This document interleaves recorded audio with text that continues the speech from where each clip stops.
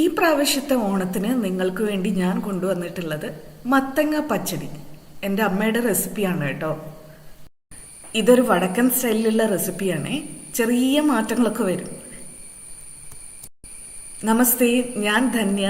ഇത് വെച്ച് കേരള. എല്ലാ പുതിയ സബ്സ്ക്രൈബേഴ്സിനും വെൽക്കം. പിന്നെ എല്ലാവർക്കും ഓണാശംസകൾ. ആരും സബ്സ്ക്രൈബ് ചെയ്യാൻ മറക്കല്ലേ കേട്ടോ. ബെൽ ബട്ടൺ അമർത്താൻ മറക്കല്ലേ. ഇനി നമുക്ക് റെസിപ്പിയിലോട്ട് പോകാം. ഈ ഒരു റെസിപ്പിക്ക് വേണ്ടി ഞാൻ എടുത്തിട്ടുള്ളത് 200 ഗ്രാമോളം വരുന്ന മത്തങ്ങയാണ്. മത്തൻ അത് ഏകദേശം ഇതേ ഒരു ഷേപ്പിൽ കട്ട് ചെയ്ത് എടുത്തിട്ടുണ്ട്.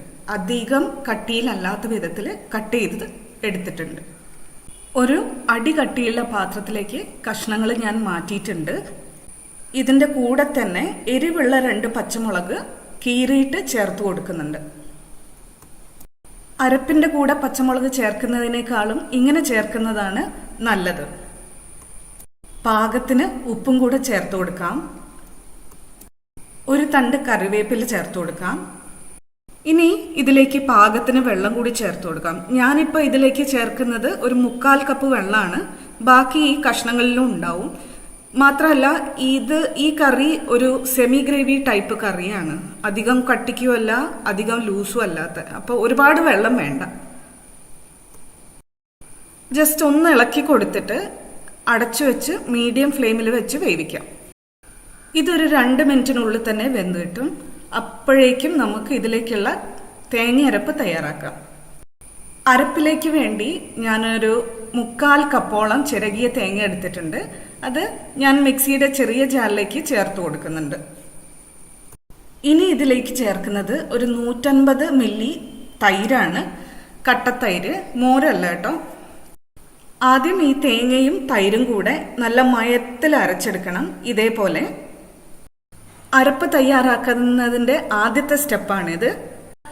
തേങ്ങയും തൈരും നല്ല മയത്തിൽ അരച്ചെടുത്ത ശേഷം ഇതിലേക്ക് 1 ടീസ്പൂൺ കടുക് ചേർത്ത് വീണ്ടും ഒന്ന് അരയ്ക്കണം.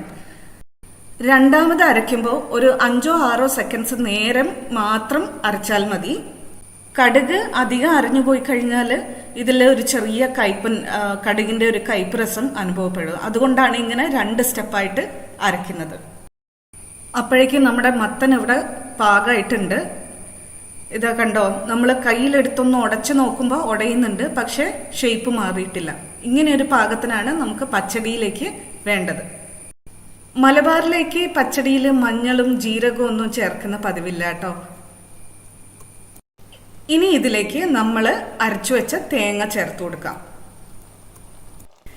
ഏതെങ്കിലും കാരണവശാല് പച്ചടിയിൽ തേങ്ങ പോരാന്ന് തോന്നുകയാണെങ്കിൽ എക്സ്ട്രാ തേങ്ങ അരച്ച് ചേർക്കുന്നതിന് പകരം ഒരല്പം തൈര് ഒന്ന് അടിച്ചിട്ട് ചേർക്കുന്നതാണ് നല്ലത്. അരപ്പ് ചേർത്തിട്ട് നന്നായി ഇളക്കി ചേർത്ത് കൊടുക്കുക. അരപ്പ് ചേർത്തിട്ട് ഒന്ന് 10-15 സെക്കൻഡ്സ് നേരം ഒന്ന് അങ്ങനെ ഫ്ലെയിമിൽ വെച്ചേക്കാം.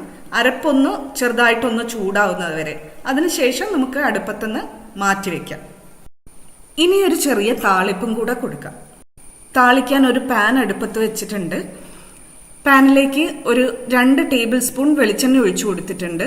വെളിച്ചെണ്ണ ചൂടാകുമ്പോൾ അതിലേക്ക് നമ്മൾ ആദ്യം ചേർക്കുന്നത് കടുക് ഒരു 1/4 ടീസ്പൂൺ, പിന്നെ ഉലുവ ഒരു 1/4 ടീസ്പൂൺ. ഇത്രയാണ്.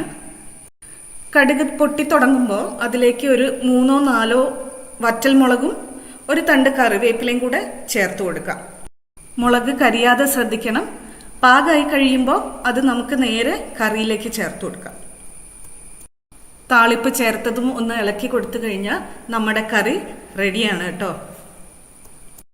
അങ്ങനെ നമ്മുടെ മത്തങ്ങ പച്ചടി ഇവിടെ റെഡിയാണ്. എല്ലാവരും ഇതുപോലെ ഈ ഓണത്തിന് തന്നെ വെച്ചു നോക്കൂ കേട്ടോ. എന്നിട്ട് ഫീഡ്ബാക്ക് കമൻസിൽ അറിയിക്കൂ. എല്ലാവർക്കും ഹൃദയം നിറഞ്ഞ ഓണാശംസകൾ. അടുത്ത വീഡിയോയിൽ കാണുന്നവരെ ബൈ ഫ്രം ധന്യ.